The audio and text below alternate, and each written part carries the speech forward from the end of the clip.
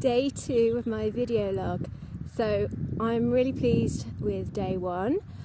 Firstly, because I did it and I've actually started. Secondly, because I discovered just how easy it is to add subtitles. So I uploaded the video onto YouTube, and then in the menu I saw subtitles, so I'll click on that, see what happens.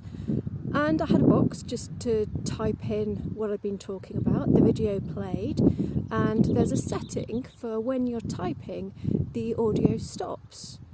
So I typed everything out, no idea what to do next, saved it, and then as if by magic, the subtitles played along at the same time as I was talking.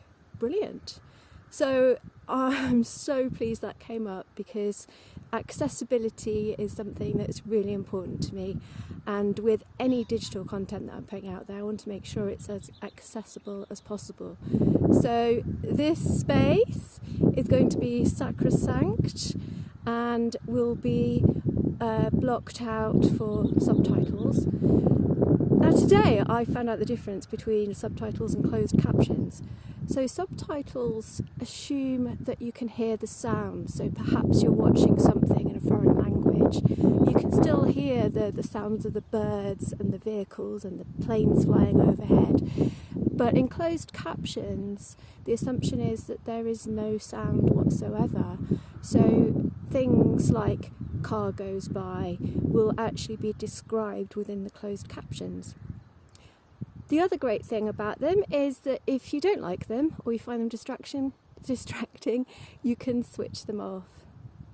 So at the moment, I am standing by a sign which I hope you can read. It says private. And it's a very clear sign telling me that I am not allowed into that field. It's private property, so that's fair enough. However, with online media, we do not want to be inadvertently denying people access. So I'd like to talk about digital accessibility. Although I am going to move because I'm a little bit uncomfortable kneeling on the floor. I am quite literally in the middle of nowhere, although there is a road nearby, so I do apologise if there's any noise. Okay, so subtitles. Advantages for people who are hard of hearing. They are very necessary. It could be that you're in a quiet place. Perhaps you're in the quiet carriage of a train. Perhaps you're in bed. Perhaps you've put your phone into silent mode. I do that quite often. Maybe you find my voice really annoying. You want to know what I'm talking about, but my voice is just not your thing. Or you don't like my accent. Fine, switch me off and you can just read what I'm talking about instead. Maybe there's background noise. There is an aeroplane up there. It might impact, I'm not sure. It's quite a funky dual propeller thing going on up there. Let's see if I can move around. Ooh. Okay, that was a fail. I don't know what it is, but it's pretty cool. Maybe if I sit this way, it'll fly behind me. I've just got distracted, haven't I? I'll edit this out later. I don't know how to do that. I'll find it out. Maybe I'm not using a decent microphone.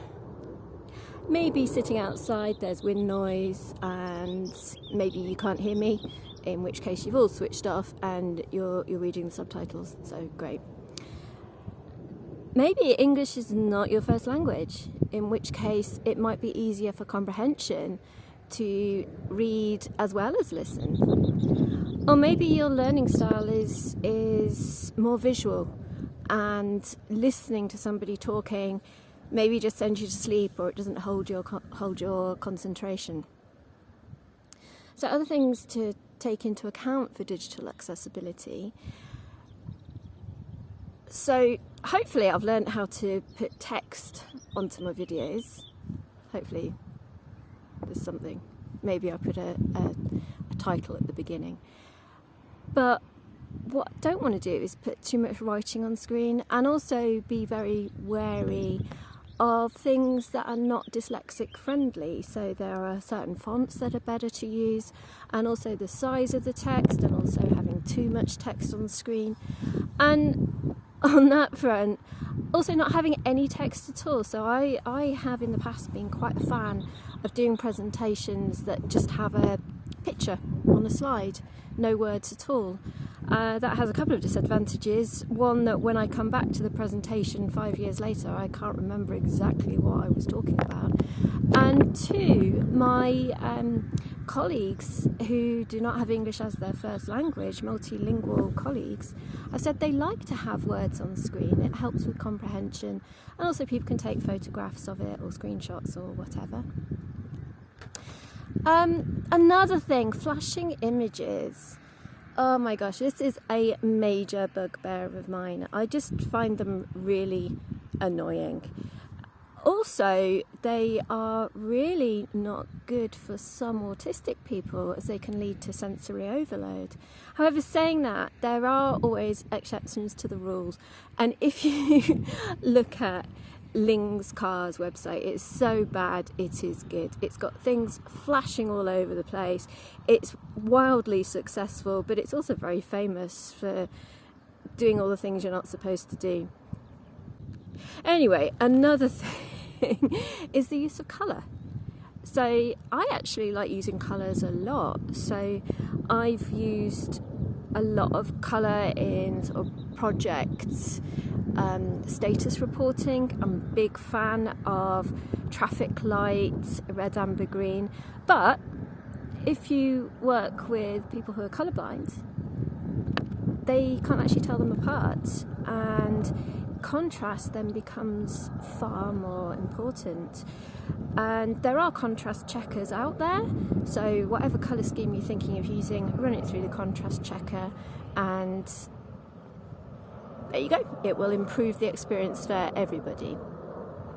I went to a digital accessibility webinar about a year ago, so I'll put a link to that in the comments.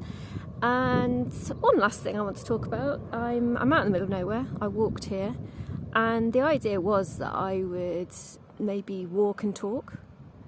And then I remembered that actually that's not very accessible, because it could make people feel sick. I worked for a company that did a lot of stuff with VR, so we were very aware of people being sick whilst using VR. And there was a very famous study about the Blair Witch Project movie, where people were actually throwing up in the cinema because of the camera moving around, making people feel ill.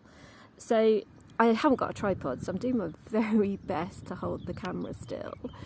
And that's about it. Over and out for day 2.